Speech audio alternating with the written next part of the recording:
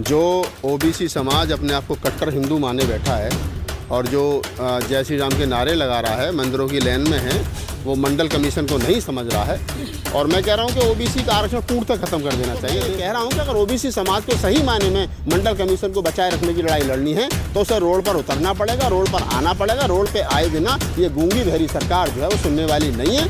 चाहे तो वो अखिलेश जी हों, चाहे वो मायावती जी हों, चाहे वो बिहार में लालू यादव जी हों। मैं अखिलेश यादव जी से यही कहना चाहता हूँ कि आप इस ओबीसी का आरक्षण को बचा लो। अखिलेश यादव जी कॉल करें ना कि हम ओबीसी का आरक्षण को बचाने के लिए रोड पर उतरेंगे। अरे निकलो महिलाओं से, तुम क्यों नहीं निकल रहे हो?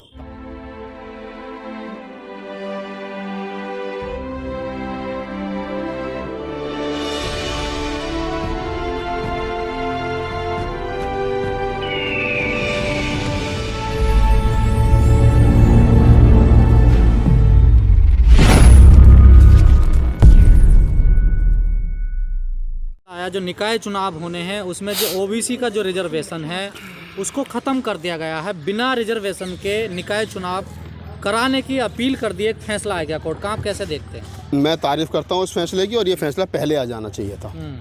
जो ओबीसी समाज अपने आप को कट्टर हिंदू माने बैठा है और जो जय श्री राम के नारे लगा रहा है, मंदिरों की लाइन में है, वो मंडल कमीशन को नहीं समझ रहा है। और मैं कह रहा हूँ कि ओबीसी का आरक्षण पूर्णतः खत्म कर देना चाहिए देश भर में।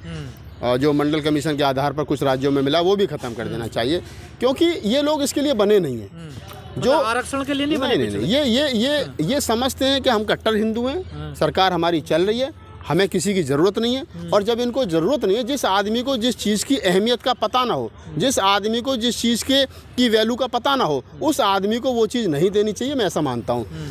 जिस ओबीसी समाज को मान्यवर साहब काशीराम के अथक प्रयासों से उस समय के जो हमारे बड़े नेता थे SC ST ओबीसी के, चाहे वो लालू यादव जी हों, चाहे शरद यादव जी हों, चाहे रामविलास पासवान जी हों, और चाहे मान्यवर साहब काशीराम हों, चाहे और के बड़े नेता थे उस समय पे, तमाम लोगों ने जो मंडल की लड़ाई लड़ी कमंडल के खिलाफ, और मंडल जीता कमंडल की लड़ाई में, और तब जाकर के इस देश के अंदर ओबीसी समाज को 27% आरक्षण मिला। आज तक 27% आरक्षण को बचाए रखने की लड़ाई के लिए कभी ओबीसी रोड पर उतरा ही नहीं। पिछले 30-31 साल हो गए मंडल कमीशन को लागू हुए, बीपी सिंह जी की सरकार में लागू हुआ था।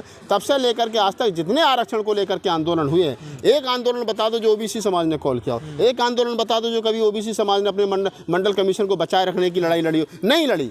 जब लड़ी नहीं रहे हो, अब उनको मालूम है कि इनको दो तो भला तो तिल मिला रहा ना हाई कोर्ट का फैसला आने के बाद। कहाँ तिल मिला रहा?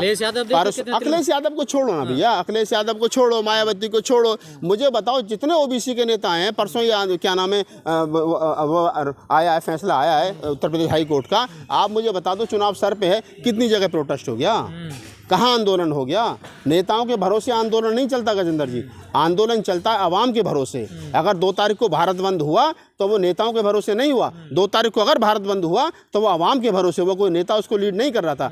तो मैं ये कह रहा हूँ कि अगर ओबीसी समाज को सही मायने में मंडल कमीशन को बचाए रखने की लड़ाई लड़नी है तो उसे रोड पर उतरना पड़ेगा, रोड पर आना पड़ेगा। रोड पर आए बिना ये गूंगी बहरी सरकार जो है वो सुनने वाली नहीं है। चाहे तो वो अखिलेश जी हों, चाहे वो मायावती जी हों, चाहे वो बिहार में लालू यादव जी हों, चाहे तमाम वो लोग हों, लेकिन इनसे क्या उम्मीद करोगे आप? ये मंडल कमीशन को बचाएंगे? ये फूले अम्बेडकर आंदोलन को बचाओगे? अभी आपने हाल ही में देखा मुलायम सिंह यादव जी हमारे बीच नहीं रहे, दुख का विषय है। लेकिन उनके जाने के बाद में अखिलेश यादव जी ने कौन सा ऐसा कर्म कांड था हिंदू धर्म का जो नहीं किया? अभी हाल ही में रामविलास पासवान जी हमारे बीच नहीं रहे, तो बता दीजिए चिराग पासवान जी ने ऐसा कौन सा कर्म कांड था जो उनके जाने के बाद नहीं किया? लालू यादव जी बीमार थे, बता दीजिए कौन सा पूजा पाठ ऐसा था जो क्या नाम है उनके बच्चों ने नहीं किया? आप एक तरफ हिंदू धर्म की चादर ओढ़ करके घूम रहे हो और दूसरी तरफ आप ये कहें कि हम मंडल कमीशन को बचाएंगे या फूले अम्बेडकर आंदोलन को मजबूत करेंगे। ये नहीं हो सकता। ये ठीक वैसा ही है, एक तरफ एड्स बांटना और दूसरी तरफ उसकी दवाई बांटना। अखिलेश यादव कह रहे हैं आज पिछड़ों का खत्म हुआ, कल SC ST का SC ST का खत्म होगा नहीं होगा, ये SC ST के वाले बेहतर समझते हैं। ठीक है, उन्हें पता है। वो SC ST के लोग इतने समझदार हैं, बाबा साहब को उन्होंने इतना पढ़ लिया है, वो जिस दिन चाहेंगे उस दिन 2 अप्रैल की तरह रोड पर उतरेंगे और सरकार के चूड़ी चढ़ा देंगे। लेकिन मैं अखिलेश यादव जी से यही कहना चाहता हूँ कि आप इस ओबीसी का आरक्षण को बचा लो।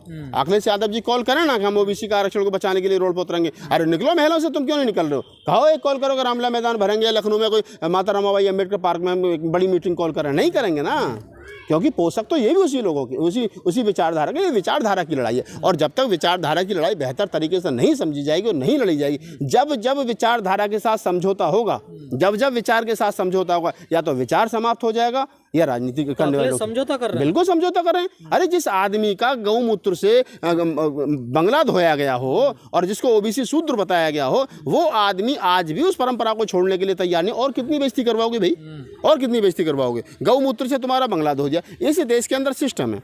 मैं कृष्ण को नहीं मानता, लेकिन अगर मैं एक बात कह भी दूं, कृष्ण इस देश के अंदर ओबीसी हुआ, यादव हुआ तो वो माखन चोर, लालू यादव जी मुख्यमंत्री हुए तो वो चारा चोर, अखिलेश यादव जी मुख्यमंत्री हुए तो टोटी चोर। ये चोरों की परंपरा चली जा रही है। और चोर बताने वाला जो सिस्टम है, ये उस सिस्टम को उस लाठी को दूध पिला रहे हैं, उस सिस्टम को मजबूत कर रहे हैं। तो आप पहले ये तय कर लीजिए, क्या फूले अम्बेडकरी आंदोलन के साथ हैं, मंडल के आंदोलन के साथ हैं, क्या आप ये जय श्री राम के नारे या इस विचारधारा के साथ हैं? और जो लोग जय श्री राम के नारे के साथ खड़े हैं, जो लोग क्या नाम है वहाँ अपने घरों में हवन पाठ करा रहे हैं, और जो लोग उनके उसके पोषक बने हुए हैं हिंदू विचारधारा के, वो लोग हमसे आकर के ये कहें कि हम मंडल कमीशन के साथ हैं या हम फूले अम्बेडकरी आंदोलन के साथ हैं, तो वो हमें बेहतर पता है वो किसके साथ है। वो किसी के साथ नहीं है, वो अपने आप में हिंदू बने पड़े और लड़ाई फूले अम्बेडकरी आंदोलन। बीजेपी एक्शन में है, देखिए इस फैसले के बाद। नहीं, बिल्कुल एक्शन में उसको वो देखिए। बीजेपी जो है वो क्या करे, बीजेपी चेक करती है हमेशा से। उसका देख लीजिए 10 साल का इतिहास उठा करके, वो हल्का सा पत्थर डाल करके समंदर में चेक करती है कि कितना यहाँ पे चहल पहल होगी। अगर उनको लगता है कि चहल पहल बढ़ गई है तो कहीं नहीं, हम तो इसके खिलाफ हैं। और लग रहा है कोई देख नहीं रहा तो चुपके से काम निकाल लो। तो उनका ये है इस देश के अंदर। आप इस बात को समझिए, बीजेपी वो करती है, बीजेपी टेस्ट करके करती है। उन्होंने हल्का सा टेस्ट करा, उनको लगा कि नहीं कुछ रोष है, अखिलेश यादव भी बोले, मायावती भी बोली, ये भी बोले, तो लगा नहीं हम खिलाफ है। कोई नहीं बोलता था, चुपके से पास करा, आरक्षण खत्म। योगी ने तत्काल फैसला लिया। देखिए क्या कमेटी बनाई है। कमेटी बनाने पहले क्यों नहीं बनाई कमेटी? अगर उनको लगता है कि कमेटी बनाने, कमेटी कब भाई? पहले तो इसमें ये कह रहा हूँ कि चुनाव को टाला जाए। चुनाव नहीं होना चाहिए किसी हालत में।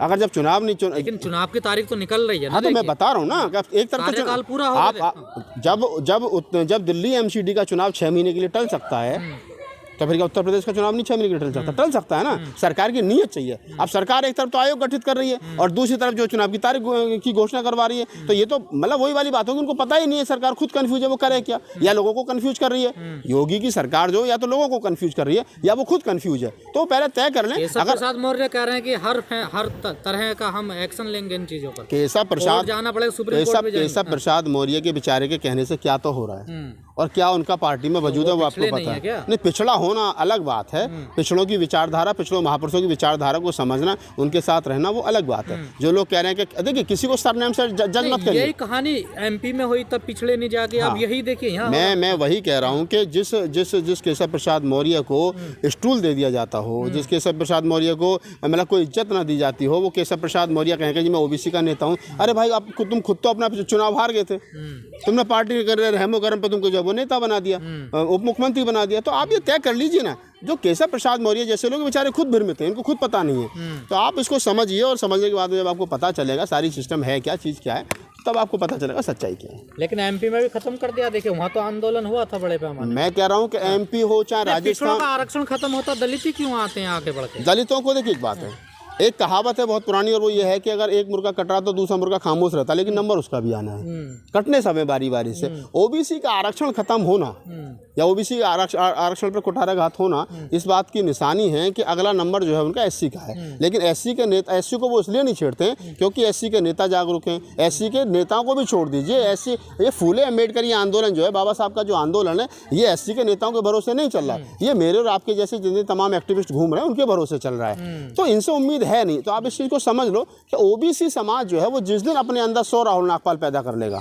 जिस दिन अपने अंदर ऐसे लोग पैदा कर लेगा कि हाँ इनके भरोसे आंदोलन चलेगा, उस दिन आंदोलन खड़ा हो जाएगा। मुझे लग नहीं रहा कि निकट भविष्य में कोई ललित सिंह यादव पैदा होने वाला है। मुझे नहीं लग रहा कि कोई बीपी मंडल पैदा होने वाला है। मुझे नहीं लग रहा कि कोई शरद यादव जैसा नेता पैदा होने वाला है जो ये कह देगा हम हारे चाहे जीते, हम कई मंदिरों में घंटा बजाने नहीं जाते। इस प्रकार का ओबीसी में जब नेता होगा तब मैं समझता हूँ कि कुछ बात बनेगी। लेकिन अभी अगर नहीं बन रही है तो वो सिर्फ इसलिए नहीं बन रही कि जितने लोग समाज में घूम रहे हैं सब नकली घूम रहे हैं।